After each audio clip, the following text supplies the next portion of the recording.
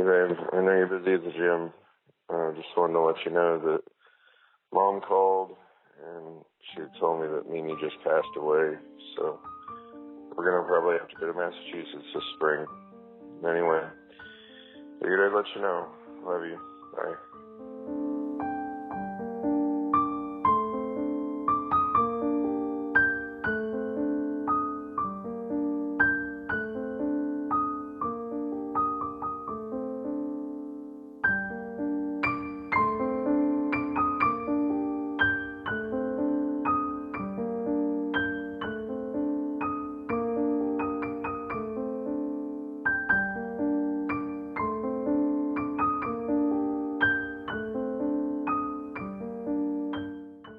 We were absolutely devastated that Mimi was gone, but after seeing her health and quality of life quickly decline over the past year, we were happy that she was finally at peace. Traveling to Massachusetts was not a choice, but we made the best of it by exploring the area that she called home for most of her life. Today, we share it with you in her memory.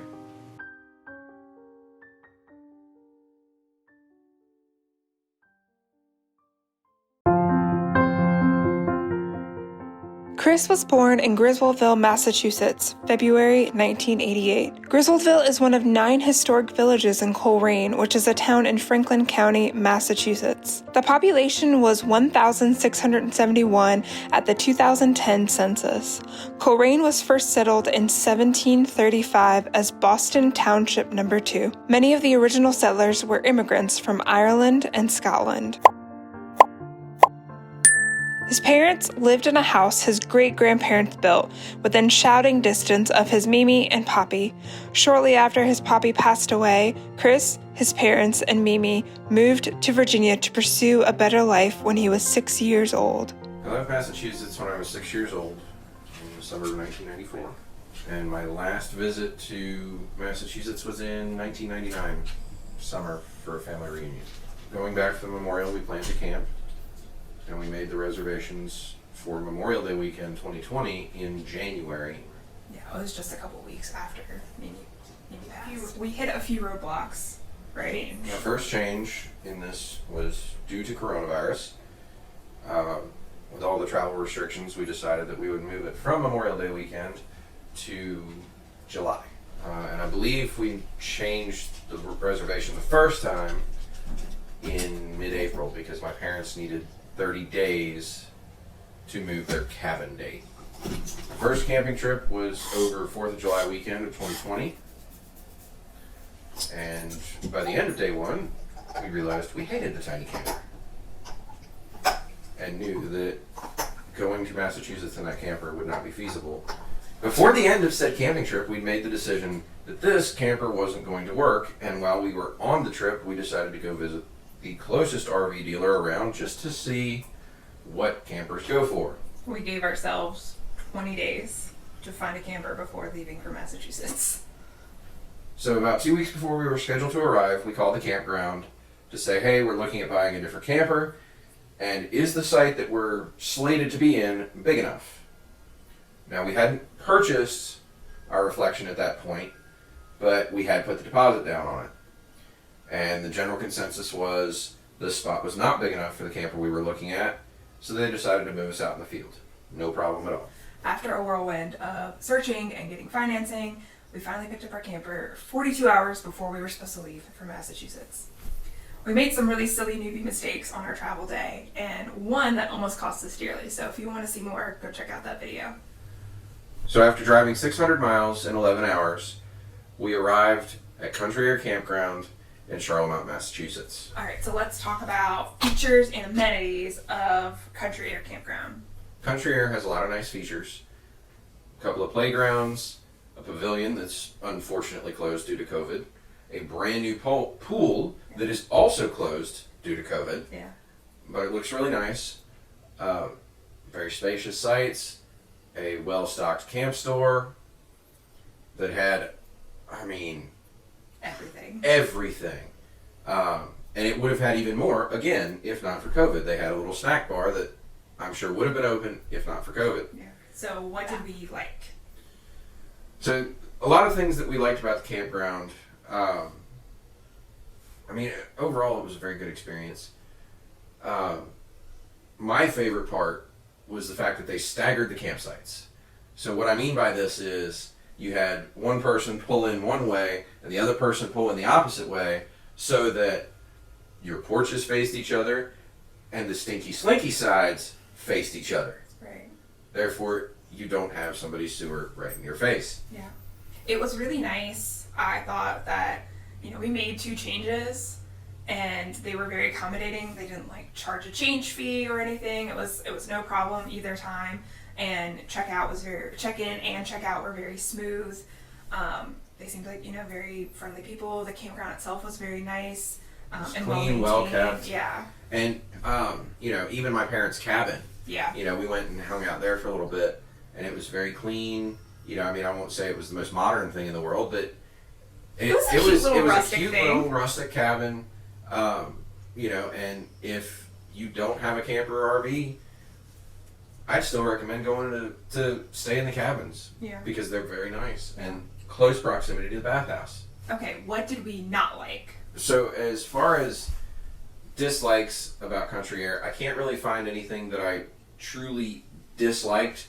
There was one mild annoyance, and that is a gate to enter and leave the campground right in front of the camp store.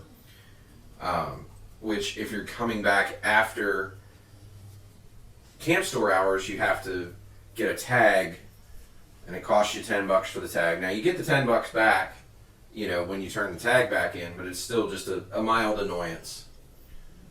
Other than that, campground is fantastic. I think I can speak for both of us when I say we would definitely go back, and we do plan on going back in the fall at some point. Oh, the fun part. What's there to do nearby? Today's plan is to run down the road and grab some coffee. And pastries. Yeah. We're going to be breakfast sandwich. We're gonna be all bad. kinds of food that we're going to split. So we had breakfast and coffee from there. And we got a whole smorgasbord of things. Bad things. To try. Bad things for our health. But boy, they were good. But we went hiking right after, so it's okay. We definitely wanted to go back, but we couldn't make it work because we were only there for a short time. But the food there was delicious, and we definitely wanted to try more things and get some things again. Yes. And the coffee was really good too. And they do ship, so if we wanted coffee from Shelburne Falls Coffee Roasters at home, we could get some. And we probably will. Their specialty is birthday cake, and we both got birthday cake coffee, and that was really good. Yeah, it was tasty. And then we're going to go on a little hike. We've got the dogs in the back. They're actually going to go, and we're probably going to regret this hike. By the time we're about 10 minutes in. Yeah. Because they're a pain. We'll be all right. It's a 2.4 mile loop near some water. From there, our little hike was... With the dogs. Oh, the dogs. It's always fun to hike with the dogs. Let me put it to you this way. Hiking with our dogs makes us appreciate hiking alone. Yes, it does. But it was good for them to get out and stretch their legs, and for us to stretch our legs. Now, we did make a mistake. Stupid mistake. Instead of following the all trails map like we should have, we took the trail instead of the road because we assumed that the trail was the correct route. It was not. You're actually able to drive up to the Poet's Tower along the road, and there's a little parking area, but we thought we had to take the trail. So we messed up there. We didn't actually get to see the Poet's Tower, but we did have It was a good little hike. Yeah, we got to see the pleasant hike. It was very different from Virginia hiking because of all the trees. Yes, and less rocks. Less rocks. And it was very enjoyable. After that, we're going to come back, shower, drop the dogs off, and it is off to the original Yankee Candle in South Deerfield, Massachusetts. Oh, I'm so excited. They maybe pick up a few candles. Maybe. This place is... I remember it from when I was a kid. Now, I mean, obviously pandemic's going to put a little bit of damper on things, but the place is huge. It was one of those places as a kid that I remember we spent the entire day at. So, we'll give April a couple hours. Yes. So, that's our plan for today. Yeah, so when we went to Yankee Candle, we decided that we would take the back way through Shelburne Falls and all the back roads just for something different. Yeah. And it was a beautiful ride, except for the roads. I am telling you what, I'm amazed I have teeth left from as much as we bounced. They're narrow and not well kept as much as the main roads. So. Yes. If you're in a little car, it probably wouldn't be too bad, but with the stiff suspension on the dually, it was a bone-jarring experience. A little unpleasant. But we got there. We got there, and while we were on the way there, we passed a little sausage shop, and with us being the dedicated sausage connoisseurs that we are, we decided that when we left Yankee Candle, we would actually go back and visit. Yeah. Oh, fun fact about Yankee Candle, the one that we went to, at least, it was their first flagship store. Opened in 1983. And I remember going there as a kid. Right. And thinking it was the coolest place because it didn't matter when you went, Christmas time was happening. Yeah. And it snows inside. From what I remember of this, it was elbow to elbow. I mean, more people than you can possibly imagine. And we pulled into the parking lot, and I'm like, oh my God. It was pretty empty. You know, this parking lot is gigantic. But, again, due to COVID, it was pretty dang empty. But it was really nice to go and just see the store. And obviously it's way bigger than it was when they first opened it. But it was neat to see, like, this is their first official store that they opened. Yeah, and until you go, you cannot fully understand the scope of how big this store is. Mm-hmm.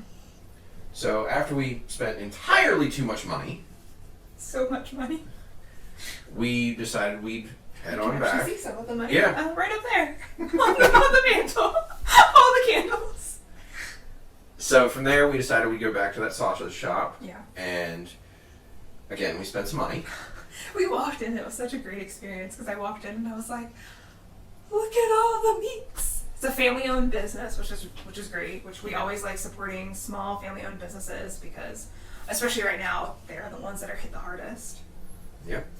And we got all kinds of things. We got some breakfast sausage, we got kielbasa, we got bacon bits, I'm telling you. We got smoked kielbasa, 2 different kinds. We got the plain and the cheddar jalapeno. the cheddar jalapeno. Oh yeah. We got bacon ends, which were good. We got some rolls, some garlic yeah, those were entirely too good to eat. Horrible for our health, but you know what? Delicious. We were out of town. Yeah. So all right, day two activities. We started the morning taking a little walk, right, up to a place called the Little Red Schoolhouse. We are on our way up to the Little Red Schoolhouse, and yes, that's what it's called. Yep. Neat little building. Yeah. That we passed by on the way to the campground. It's not very far. We are walking along a little bit of a country highway, but there's enough of a shoulder that we're fine. Chris is on the outside to protect me just in case. Yeah, right? I'd rather him hit me first. Yeah. I'm worth more dead, so, you know. And there's a really pretty barn in the background as we're walking by. But it is not very far down the road. So I'm going to show you. I'll show you when we get there. Yeah. Yeah, it's a nice little walk from a campground. It was built in the 1700s. And when you look inside there, it's like taking a step back in time. Yeah. I don't know if they open it under normal circumstances, but it definitely wasn't open while we were there. But still, it was worth the walk. It was nice to get out. It was like maybe a quarter of a mile. Yeah. It was so short from the campground. And it was nice to get out on a walk. Just the two of us. Without the dogs. No dogs. In the morning. In the morning. It was a little crisp. It was very refreshing. You know, because we knew that the rest of the day was going to be pretty much a whirlwind. Yeah. And then after that, we had breakfast with your parents and headed to the graveside for the memorial. You know, on our way to the graveside, you know, Mom was talking a lot about different places that we were passing, and while on this tour, we actually drove past our house and Mimi's house. They shared the same plot of land. My great-grandparents actually gave my grandparents the land to build their house on. It was really neat to see because in my mind, we had primo property up there. We were right across the street from the Branch River, which I fell in a time or two as a child, and I fished in, and we used canned corn for bait a lot of the times, and I ate more of the corn than the fish did. And I remembered when I saw the porch on our house, I remembered the time that I looked out the porch and there was a giant black bear in the yard. Now, I mean, as a kid, any bear would have been giant, but I mean, it was just, it brought back a flood of memories. And we passed the old mill that my grandfather used to take me to at least once a day. And that was the mill that the town was built around, right? Like the Correct, yeah. The whole point of the town being built was around this mill. And they would grow the cotton in the south and bring it all the way up there to be processed because the water in the river there was so clean, and they used it to make medical products. So the mill is now closed, but I remember where the loading dock that we used to go visit all the time because I was fascinated with trucks as a kid, and I think it's funny because now, I'm a diesel mechanic. I work on tractor trailers for a living. Yeah. It's like, man, I knew as a child what I wanted to do. And, from there we were getting tight on time, so we went to the graveside. And, we don't really have much footage from the day. We spent most of the day with my parents and going to the graveside. And we just didn't feel like it was right to be shooting footage yeah. on this particular day. Yeah, it was a really nice service, and it was quick, of course. Cool. It was, After that, we finished looking at the town. Yeah, we hit up a few things. Your mom surprised us with the covered bridge. Yeah, we went to the covered bridge, which Arthur Smith covered bridge. Now is actually walkable. Yeah. Mom was telling me that they used to drive it years and years and years ago. Now, I remember as a child, they actually picked this bridge up before we moved and were going to redo it. And they used oxen to do it and ropes. And it was the show. The whole town was there, let me tell you. Well, there's nothing to do, so I'm sure that was one of the few, things to do. Oh, by the way, this town is so small and in the middle of nowhere that to this day in 2020, there wasn't cell service. Yeah. My parents have Verizon, no cell service. We have AT&T, no cell service. And we've had Sprint before, and I can guarantee you they didn't have cell service. No. Okay, so what else did we see? We went down to see the old library, which I still remember from my 6 years old, my library number of 101. And then we went down to the Coleraine Central School, which you worked as a my grandmother spent many, many, many years as a lunch lady. And we drove back up a little bit and saw. Yeah, then we drove the other way. Right. Yeah, then we drove back and we saw St. John's Catholic Church. Yeah. Which is special. Which is pretty special to the family. My grandparents were married there. My parents were married there. I was baptized there. Yeah. And it is another one of those churches that you walk in the door and you step back in time. Yeah.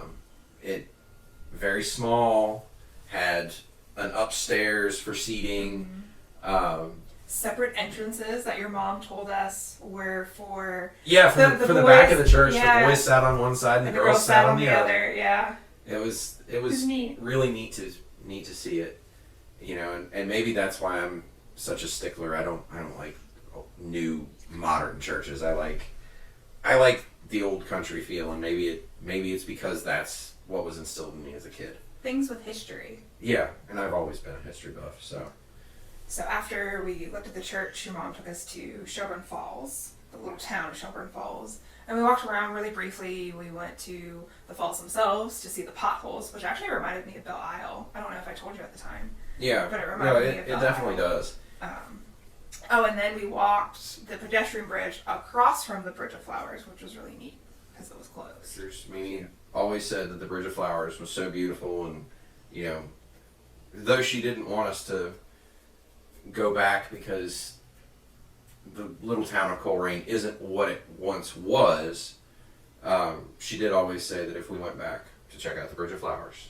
And from there we went back to the campground and decided we wanted to wade. Yes. In the little river. So we rode there's a little picnic area that you pass on the way into the campground. And during the week, not busy at all, but this was a Saturday, and we learned the hard way. It's very busy on the weekends, warm weather, and we had a little bit more of a difficult time than the day before when we, just glanced through. Right. And, but, walking wasn't the easiest, but when I actually got to sit down in the water, that was very refreshing. Oh, yeah. It's shallow enough that it's very easy to get across. There's a lot of rocks, so it's kind of slippery. Neither one of us were in swimsuits because we didn't think we were going to be swimming, so that made things a little bit more difficult. And I had a camera, so trying to avoid that. A camera that could not be get wet. Next time we will bring the GoPro in its waterproof case. Yeah. Then we went back and relaxed just for a little bit before dinner. Yes. And we had dinner at a special little place called Four-Leaf Clover. I had fried clams, which I love fried clams, and you can't get them down here that taste that good. I'm sorry. It doesn't happen. I don't like clams, so I had fried scallops, and those were delicious. 10 out of 10 would recommend. We ate outside. They did have the inside seating open, but we just didn't want the headache. It was a beautiful view, though. Yeah, we had an awesome shade. view. It was really nice. Yeah, it was quite an enjoyable experience. And then from there, we split up. Yeah. And where'd you go? Dad and I went to Monadnock Speedway in Winchester, New Hampshire, which is the very first racetrack I ever remember going to as a kid. And I remember I wasn't particularly interested in what was going on track until I heard a modified for the first time. I heard it come out on the track and this deep, throaty, loud noise and this car that's so low to the ground and looked mean. And I was hooked on racing from that moment on.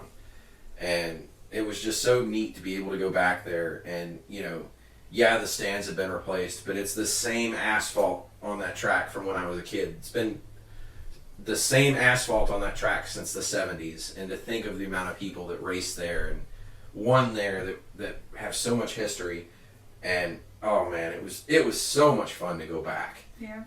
And so, if you're a fan of short track racing, highly recommend checking out Monadnock Speedway. I'm sure that will not be my last visit there. How far is it from the campground, would you say? It is, according to Google Maps, it was 50 minutes from the campground.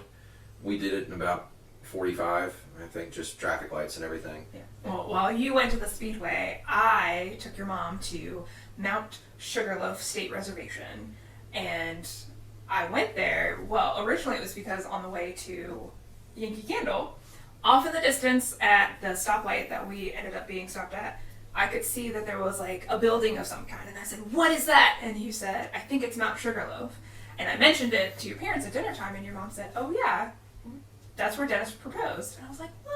I want to see it." So she took me up there. It wasn't a terribly far drive. You're actually able to drive all the way up to the observation tower, and there's a parking lot at the top. Do not recommend in a dually. It's very narrow, and it's two-way traffic. It's a one-way street, but it's two-way traffic. Thankfully, we didn't meet anyone.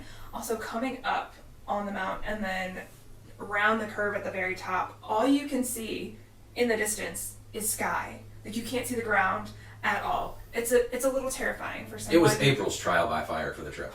It was bad. And then trying to back up and park that thing was ridiculous. But they had plenty of parking, and so we got out and we went up all 3 decks, I believe there are 3, of the observation tower that's actually built up there. And she told me a little bit about the picnic that your dad planned and how he proposed, and that was just really sweet for me to see, right? Yeah, Dad did a way better job on the proposal than I did. I proposed in the kitchen of our final apartment. Yeah, it's okay. But it was really special for me to see all of these things and see where you grew up and see where your parents built their life, and it helped me feel a little bit more closer to you. What was your favorite part of the trip? My favorite part was probably just riding around Coleraine and, looking at the mill going, you knew when you were 2 or 3 years old what you wanted to do with your life. And you did it. I mean, I had aspirations of a lot of other things, but, I still wound up in trucking somehow.